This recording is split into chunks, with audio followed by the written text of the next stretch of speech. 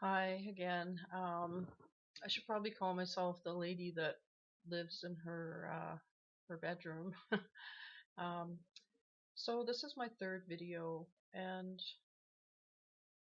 I realize with my videos that again there is a lot of rambling and maybe some misunderstanding or some confusion about the purpose of my videos. Sorry, my dog's growling. I have a couple little dogs. I'd like to talk about love and the experience of love while you are living with mental illness. And what I mean by love is perhaps different from other people's idea of love. I find, again, because of the type of person I am, perhaps I overthink things, but I've part of my master's work as well, and part of the way that I live is I reflect a lot on things. I do things, say things, think about things, step back, think about it again. It's also part of my teaching technique when I was teaching with my students to get them to learn things by reflection. Reflection is hugely important in life, and too often people don't reflect on a situation, step back from it. It's a huge teaching tool, and anyway, so the idea of love for me, and perhaps there are different types of love, but again, with my interest in social justice, which is huge, should I say social injustices, what I've experienced is there's a couple things. One is when I look at my current situation, and again, the way that I look at suffering, and when I look at people that have chosen not to be involved in my life, I think out of fairness, I need to look at that there's background um, to some of those situations. Again, I'm human and I'm not without fault. But I think what happens is that people, um, we all are basically very self-interested, myself included. It's programmed into us. It's another biological feature which helps us to survive. We generally have a lot of self-interest. If you look at it from a religious perspective, for example, um, we would look at it that we're all, um, this might turn some people off, please bear with me. If you don't understand the Bible or you're an atheist or you're against it, I'm just trying to share with you a perspective. So bear with me. If you look at it from, say, a Christian perspective, that we are all imperfect. We're human. We're broken. We're made in God's image, but we're far from the mark. And the only way that we ever become truly good or truly um, is by going and confessing our sins and laying our bad shit at the foot of the cross. And it's because Jesus died for that. Okay, so that's one perspective, and that's the perspective I look at, that I am broken, I am imperfect, I'm never going to be perfect, I'm not God, and I'm going to make mistakes. I'm always going to make mistakes. Um, Now I think that on the flip side of that, that human beings are wired, and research has shown this, to be cooperative, to take care of each other. Believe it or not, we aren't built for competitiveness. At least that's my understanding, and that's the research I've looked at. Is we take, for example, when there's a natural disaster, we come together, and how good we feel when we help each other. So getting back to the idea of love, Um, the issue for me, though, is love isn't this. We will call this thing love. I'm going to be loving. I'm a loving person. I'm a compassionate person. I'm not saying me, I'm saying people will say this. And people are big into charities. Or people will do these random acts of kindness. Or people will, pay for the coffee for the fellow behind them in the Tim Hortons line. I'm not saying that's wrong or bad. You're going to say I'm a real stickler here. I'm not. But when we do those things, if you stop and think about it, that same person behind us, if they cut us off in traffic, or if they don't have a political belief that we adhere to, right away we hate them. We don't like them, we cut them off, and yet we'll do these other things. And, because people will talk about karma. I used to sort of believe in karma, but I don't. I think it's different.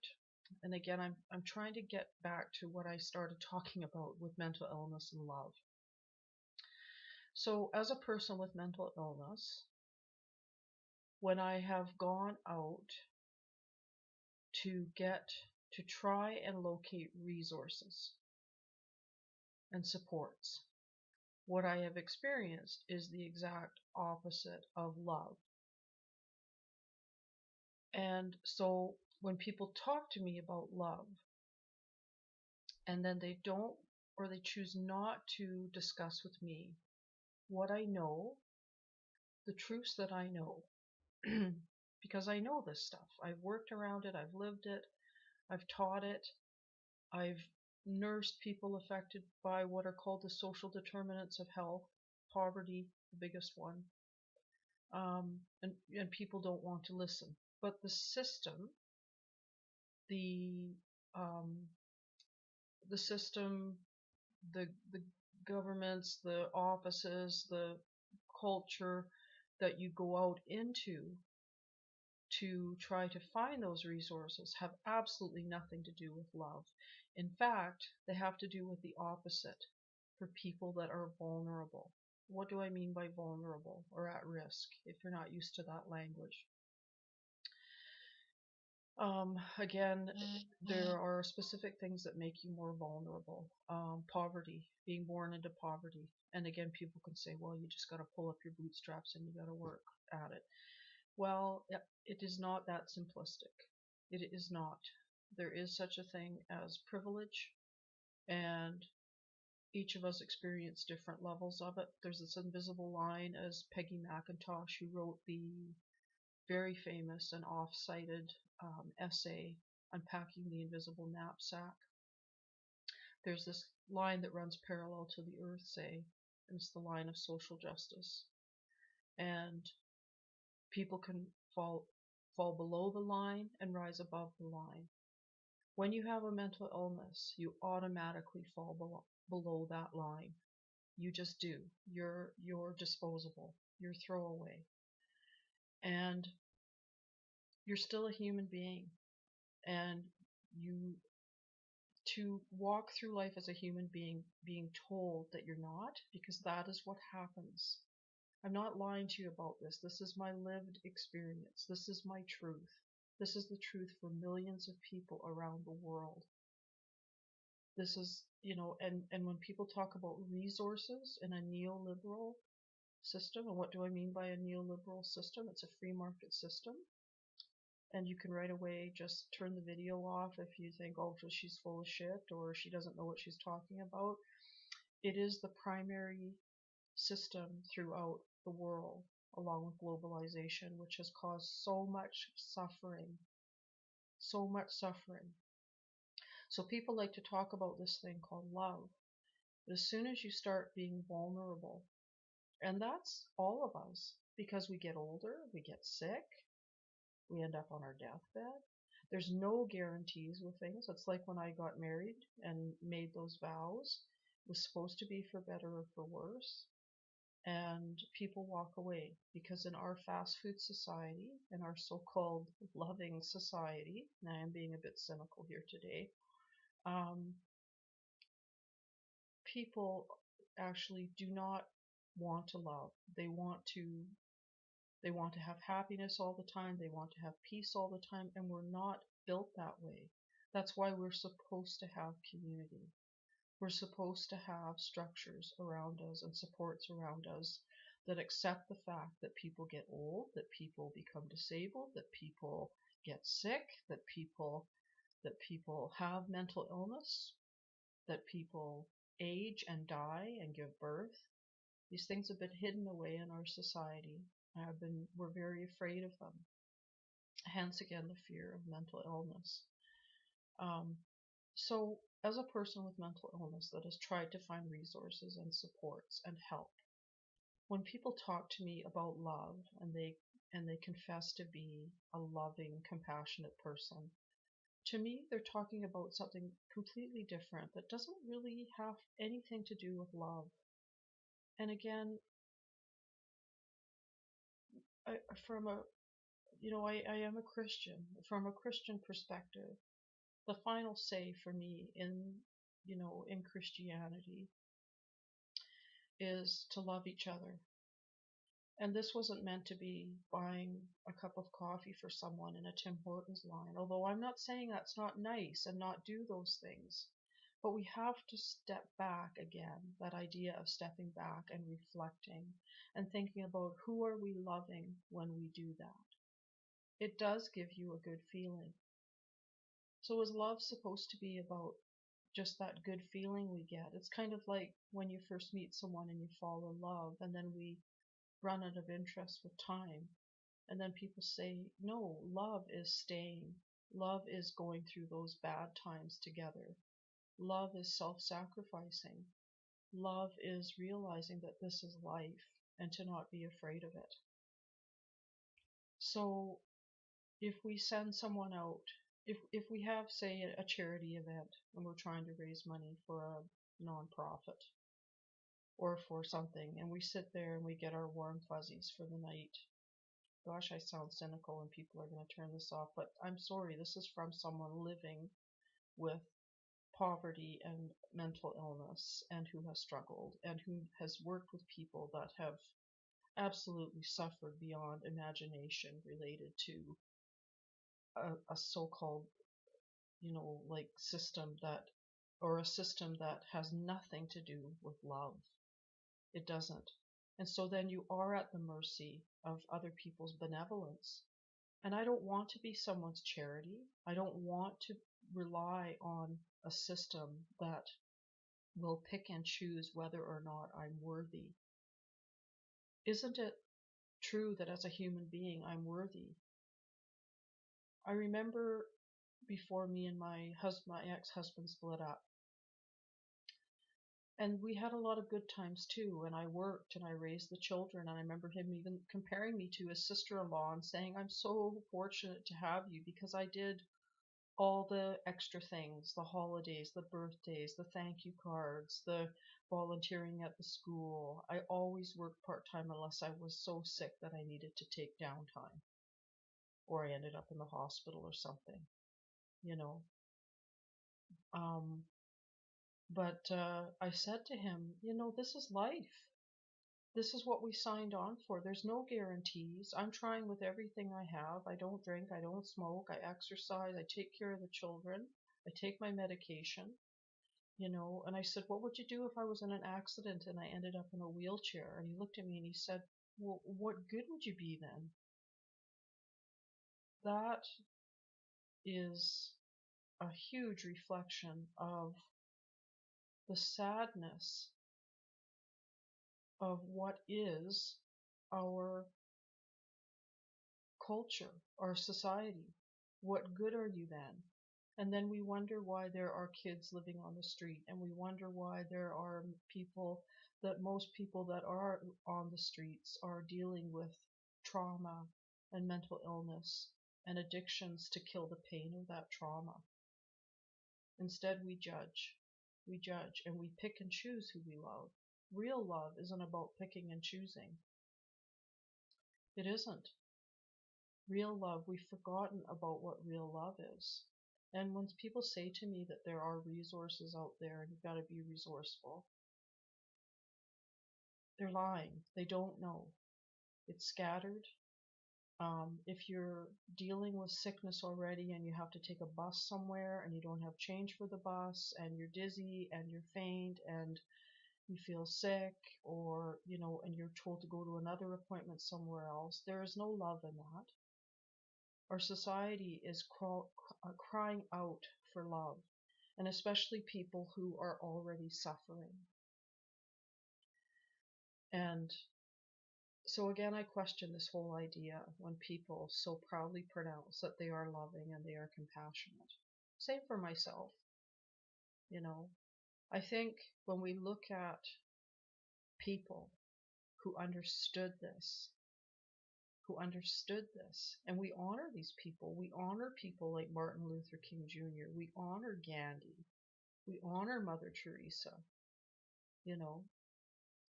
We should be honoring women who are disadvantaged every day, especially brown and black women. Whether we want to believe that or not, it is a worldwide truth. You could look up the Juarez murders that happened about 10 years ago, actually continue to happen. There's things that happen all over the world that have to do with the way that our cultures are set up and the way that people are seen as disposable. We don't believe this or think this within our own little unit. We'll fight like hell for our own little family. And I'm not saying that's wrong, but we are all connected. We're all connected, and the only thing that will save us is to understand what real love is. Real love isn't tokenism. It's not. Real love is stepping up and saying, this system is broken. I'm not going to give any more energy to tokenism. I'm going to try to understand this system. This isn't paranoia, it's truth. And again, for people that are dealing with chronic illnesses, with mental illness that debilitates you, I can attest to that. I would give anything to have my career back. This isn't happiness. This isn't joy. I'm not lazy. I'm sick. I'm sick. I look okay, but I'm sick.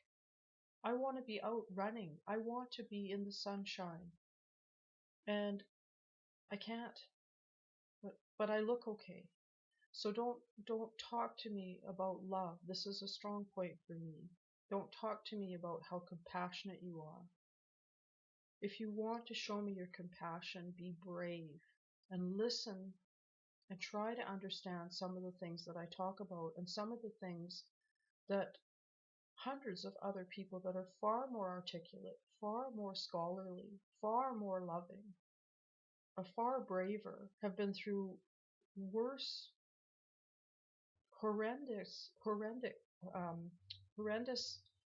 injustices, will tell you that token love won't cut it. It has to be a very deep, painful, uncomfortable love to make a difference in this world for your fellow human beings who are just as valuable, just as worthy of dignity and respect and safety and life. For those of you out there with mental illness that are listening to this, I hope you understand it, and I'm sure you do. Not hope. I'm sorry for what you've gone through, because I get it. Like I said, with having to beg for help, with feeling like a second-class citizen, with feeling unworthy. And it takes a strong person. There's a core inside of me, a seed that comes from my ancestors, that comes from God, that comes from my mother, saying, you are worthy. But we're all worthy. We're all worthy. And we're all connected.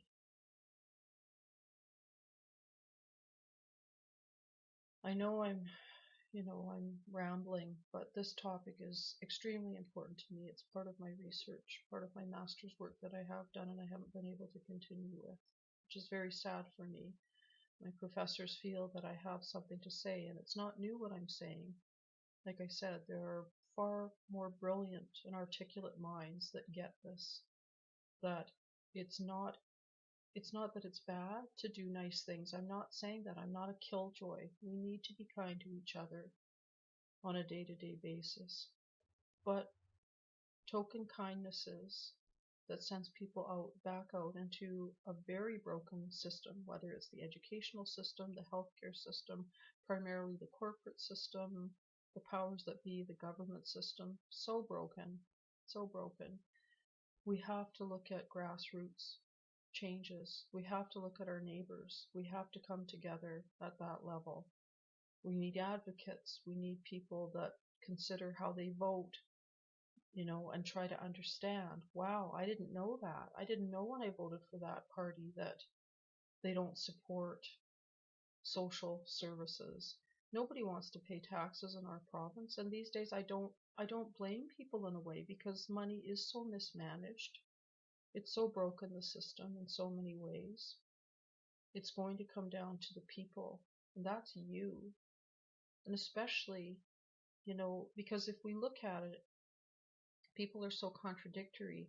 They'll talk about, oh, I feel, kid, I feel sorry for kids, and I, try to donate to this and I donate to that. And again, I sound very cynical, but I can't help it, because I tell you, as soon as Peyton was 18, and he wasn't so cute anymore. I mean, he's gorgeous, but they're just cut off. I see kids all the time in Red Deer sleeping on the streets, and don't tell me that people choose that. People choose it because the alternative is either being molested or hurt or abused or not, or misunderstood or just rejected or ignored. I live it. I've seen it. I know it. I've worked around it. It's so easy to take one sort of urban legend or myth that says, oh yeah, people love this and they're. I'm not saying there won't be exceptions to every rule, okay? But I understand that because of how you end up feeling going through the warehousing and the processing of the system, that all your dignity, all your privacy, all your self-worth is tossed out the window. You are a number, and it is absolutely demoralizing. And so I get it. I've worked with people that, are so vulnerable. I've run programs for it. I've worked in it. I've been in the trenches around it for 30 years. I've worked with primarily vulnerable people. And so I've seen it. So, this is what I mean by people not wanting to hear and not wanting to listen to your own lived experience, as if you're delusional. And that's very sad. And the other thing so anyway, getting back to what I'm saying, this whole idea of love and mental illness, and for people that are struggling with their mental illness right now, it's very hard for them. All I'm trying to share is that I understand the struggle around this so-called abstract idea of love, and then what real love is. Real love is someone coming to your home with food and making sure your daughter has food, which is happening for me today or tomorrow through my church. And people can say what they want about Christians. It's easy to put down people and blame people and say that's horrible. People are people. People mess up all the time. People aren't God. God is God. People screw up. I've screwed up in my life. I've hurt people. But at least they're coming with food for my daughter. They don't want anything. I'm already baptized. I'm already a Lutheran. They understand that we're in this together, right to the end. And they understand that, Jesus said, the least of these people, and he meant suffering and poor. and you did nothing for them. These are the people I want you to take care of. So again, whatever your background or philosophy, you know, we need to rethink this whole idea around love. That word is tossed around so much. To me, it means something bigger and deeper and far less abstract. The love that most people talk about is a selfish love, myself included. You know, I've rambled a lot today. This is a long video, but I'm still going to post it. And I hope that, at least for people who are suffering, that they get something out of it. Because I'm thinking about you. I get it. I can't know exactly how it is for you, but I get it.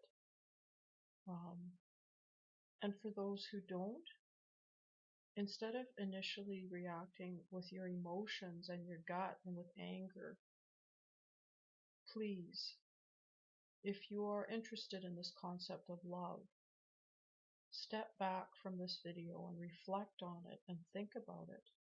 What is this thing we call love? What is it? I wish you a peaceful day.